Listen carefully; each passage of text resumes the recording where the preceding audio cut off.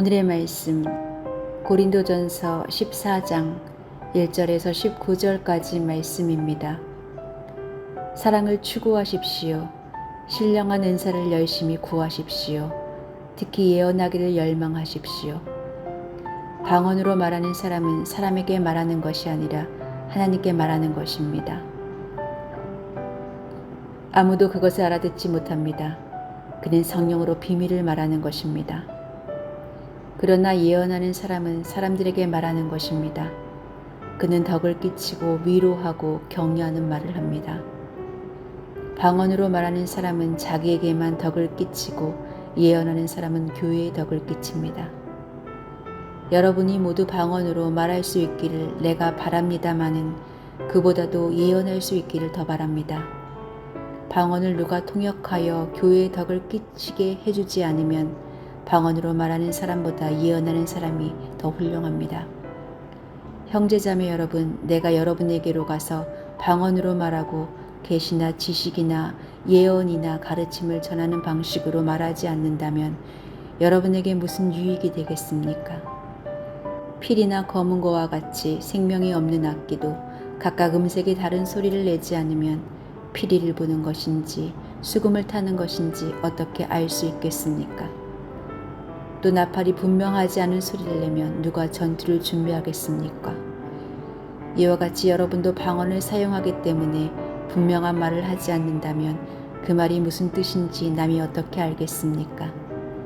결국 여러분은 허공에다 대고 말하는 셈이 될 것입니다. 이 세상에는 수많은 종류의 말이 있습니다. 그러나 뜻이 없는 말은 하나도 없습니다. 내가 그 말의 뜻을 알지 못하면 나는 그 말을 하는 사람에게 딴 세상 사람이 되고 그도 나에게 딴 세상 사람이 될 것입니다. 이와 같이 여러분도 성령의 은사를 갈구하는 사람들이니 교회의 덕을 끼치도록 그 은사를 더욱 넘치게 받기를 힘쓰십시오. 그러므로 방언으로 말하는 사람은 그것을 통역할 수 있기를 기도하십시오. 내가 방언으로 기도하면 내 영은 기도하지만 내 마음은 아무런 열매를 얻지 못합니다. 그렇다면 어떻게 해야 하겠습니까?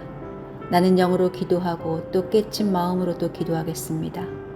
나는 영으로 찬미하고 또 깨친 마음으로도 찬미하겠습니다. 그렇지 않고 그대가 영으로만 감사를 드리면 감맺기 시작한 사람은 그것이 무슨 뜻인지를 알아듣지 못하므로 어떻게 그 감사 기도에 아멘하고 말할 수 있겠습니까? 그대가 훌륭하게 감사 기도를 드린다고 해도 다른 사람에게는 덕이 되지 않습니다. 나는 여러분 가운데 누구보다도 더 많이 방언을 말할 수 있음을 하나님께 감사합니다. 그러나 나는 방언으로 40마디 말을 하기보다도 다른 사람을 가르치기 위해서 나의 깨친 마음으로 교회에서 5마디 말을 하기를 원합니다.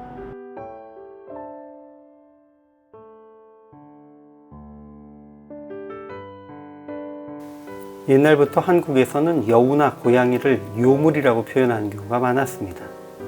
사람들이 그렇게 말하는 이유는 그 동물들이 사람인 척하면서 사람을 홀리기 때문이라고 말했습니다. 사실 저는 여우 소리는 들어본 적이 없지만 고양이 소리는 지금도 자주 듣고 있습니다.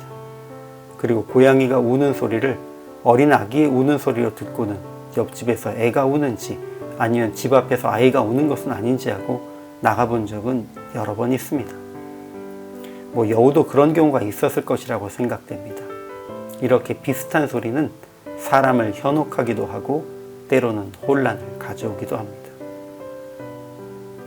사도 바울은 교회 안에서 분명하지 않은 소리로 사람들을 현혹하는 경우가 있음을 지적합니다.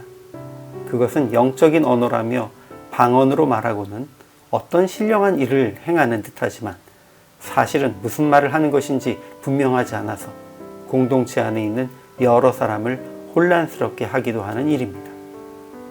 그러므로 바울은 피리, 검은 고, 나팔 등이 분명하게 알아들을 수 있는 소리로 구별하여 들리도록 연주해야 하는 것과 같이 방언도 분명히 어떤 뜻인지 알 수 있도록 통역하여서 교회의 덕을 세워야 한다라고 말합니다. 사실 예언도 미래에 대한 하나님의 뜻을 전하는 것으로 때로는 사람들을 현혹하고 거짓 예언으로 교회가 어려움을 겪기도 하겠지만 방언의 경우에 그 폐해가 더 컸기 때문에 바울은 방언보다는 특별히 예언을 하라고 권면했던 것입니다. 신령해 보이는 것이 모두 유익한 것은 아닙니다. 13장에서 바울이 이야기하였지만 방언과 천사의 말, 예언, 산을 옮기는 믿음의 능력이 있어도 사랑으로 공동체 안에 덕을 세우지 않으면 아무 소용이 없다고 했다는 것을 우리는 기억해야 합니다. 신령한 척 방언을 말할지라도 그것이 어떤 의미인지도 모르고 사람들을 두렵게 혹은 근거 없이 안심하게 하는 용도로 사용된다면 교회 안에 혼란을 가져올 수 있다는 것입니다. 물론 사도 바울은 방언을 말하는 자는 자기의 덕을 세운다 라고 하면서 개인적인 유익에 있어서 부정하지는 않습니다. 바울 스스로도 방언을 할 수 있다라고 고백합니다.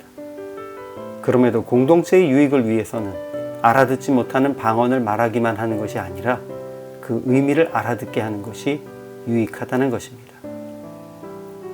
방언이나 예언이나 하나님의 은사들을 부정함이 아닙니다.